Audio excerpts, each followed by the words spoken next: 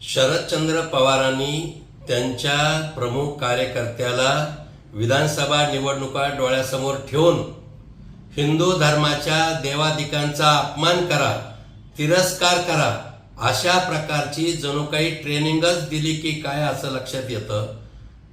मागच्या आठवड्यात महाराव यांनी प्रभू रामचंद्राचा, स्वामी समर्थाचा अपमान केला आणि आता उत्तम जानकर अक्कल नसल्यासारखं आज ते बरळले, स्पष्ट म्हणाले ते की गणपती दारू पितो, गणपती भ्रष्ट आहे।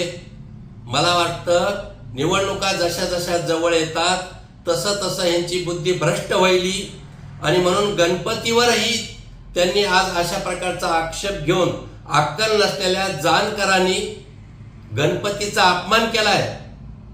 खरं पाहता त्यांनी माफी मागवायला पाहिजे अशी आमची मागणी, आणि म्हणून शरद पवारांनी हे थांबवायला पाहिजे की दुसऱ्या कुठल्या धर्माचा अपमान तुम्ही करत नाहीत। हिंदू धर्माचा अपमान करण्याचं षडयंत्र शरद पवारांनी या राज्यामध्ये रचलेलं आहे।